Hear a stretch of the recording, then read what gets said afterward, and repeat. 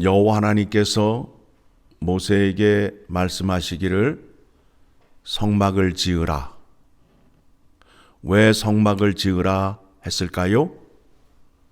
성막에 하나님이 거하시고 이스라엘 백성은 하나님을 만날 수 있는 곳, 그것이 바로 성막입니다. 그 성막을 짓는데 어떻게 짓느냐 하면 자원하는 마음으로 예물을 드려서 지으라 말씀하셨습니다.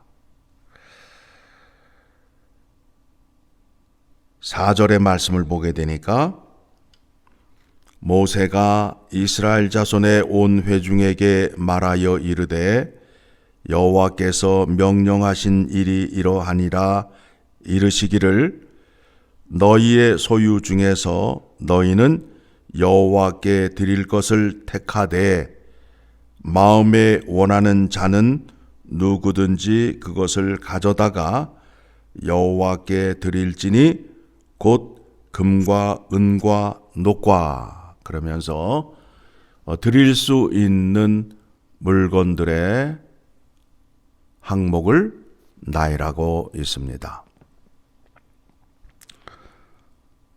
마음에 원하는 자, 즉 자발적으로 기쁜 마음으로 드리는 것을 여호와 하나님께서 받으시겠다라는 겁니다. 그러면서 21절의 말씀을 또 보게 되면 마음이 감동된 모든 자와 자원하는 모든 자가 와서 회막을 짓기 위하여 그 속에서 쓸 모든 것을 위하여 거룩한 옷을 위하여 예물을 가져다가 여호와께 드렸으니, 그리고 22절 같이 읽습니다. 곧 마음에 원하는 남녀가 와서 팔찌와 귀고리와 가락지와 목걸이와 여러 가지 금품을 가져다가 사람마다 여호와께 금 예물을 드렸으며. 자, 여기에서 나오는 이 말씀을 잘 생각하셔야 됩니다. 자, 팔찌, 귀고리, 가락지, 목걸이는 자기를 아름답게 치장하기 위하여 걸치는 액세서리잖아요. 그렇죠? 그런데 그것을 빼서 여호와께 드렸다는 거예요. 무슨 뜻이냐 하면 나를 아름답게 치장하는 것보다 하나님이 계신 성막을 더 아름답게 치장하려는 마음이 있는 자들이 여호와 하나님께 예물을 드렸다라는 겁니다. 그뿐만 아니라 여인들은 집에서 염소털을 뽑아서 거기에 색깔을 입혀서 홍색, 자색, 청색, 그 다음에 흰실을 꽈서 갖다 바치는 그런 일들을 하게 된 것입니다. 자, 우리가 하나님께 예물을 드릴 때에 억지로 드리는 것이 아니라 자원하고 기쁜 마음으로 드려야 된다라는 겁니다. 하나님은 액수를 보지 않으셔요. 드리는 자의 그 마음의 자세를 귀히 보신다라는 겁니다. 그러면 하나님께 예물을 드릴 때에 그 마음의 자세는 어떤 자세가 되어야 하느냐 하면 내가 이전에 애굽에서 종이요 노예였잖아요. 하나님의 놀라운 구원의 은혜로 말미암아 이제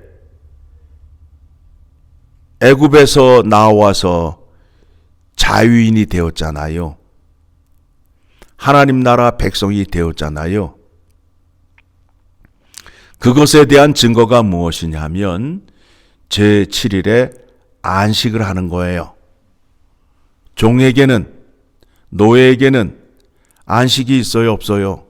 없지요. 없지요? 그런데 하나님의 놀라운 구원의 능력으로 말미암아 애굽에서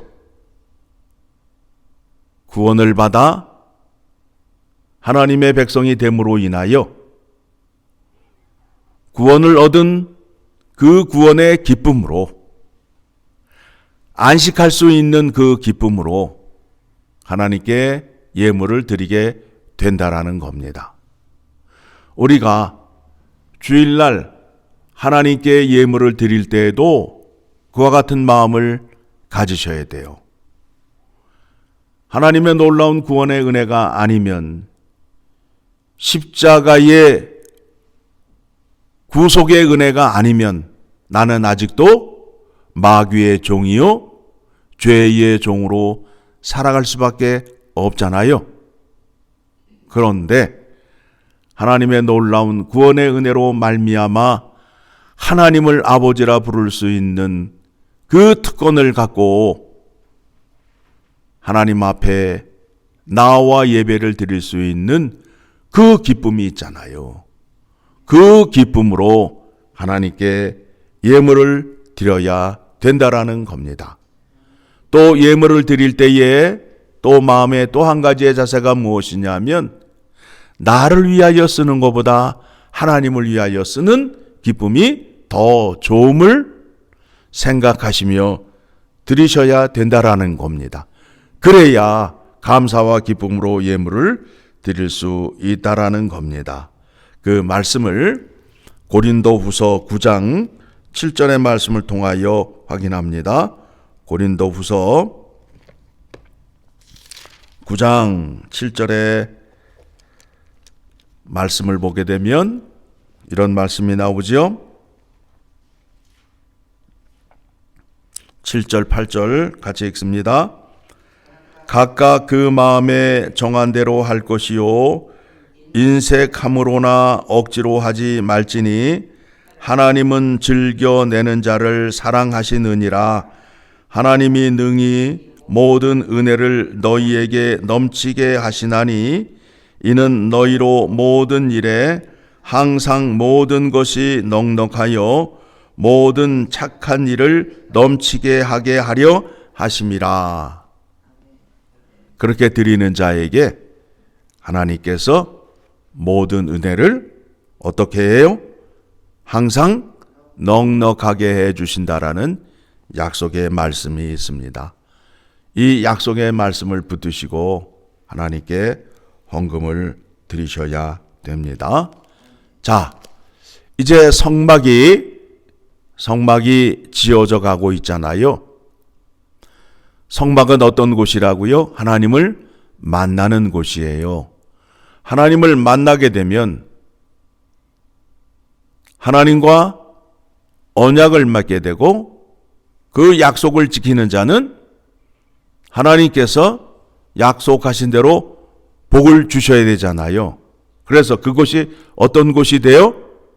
복 받는 곳이 되잖아요. 그러면 이 복 받는 곳을 잘 지키고 보존하여야 되겠지요. 우리가 성막에 나아가 하나님을 만난 기쁨과 그 은혜를 받음으로 그것에 대한 확신이 있으므로 그것을 누구에게 물려줘야 돼요? 자녀와 후손들에게 물려주어야 되잖아요. 내가 하나님을 만난 그곳을 그들에게 물려주어야 그들이 하나님을 만날 수 있잖아요. 그렇지 않아요? 우리가 그와 같은 마음으로 교회를 사랑하셔야 됩니다.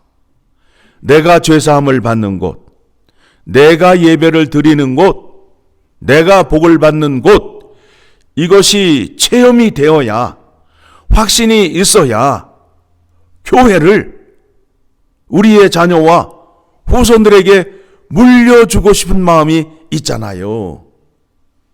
그런데 현실을 놓고 보면 안타까움이 많잖아요. 교회 안에 늘 분쟁이 있고 시기와 질투가 있잖아요. 그런 마음이 생기다 보니까 교회를 우리 자녀들에게 소개하고 싶은 마음이 없는 것이 현실이잖아요. 너는 교회를 나가되 다른 교회를 나가라. 이런 현상이 일어나고 있습니다. 우리가 믿음 생활하는 데 있어서 하나님 앞에서 감사와 기쁨으로 예배를 드리지 못하고 감사함으로 예물을 드리지 못함으로 인하여 이와 같은 결과가 나타나는 겁니다. 누구의 잘못이 아니에요. 우리들의 잘못이에요. 우리 때문이에요. 하나님은 이렇게 여러 번 말씀하시잖아요. 여러 군데에서 말씀하시잖아요.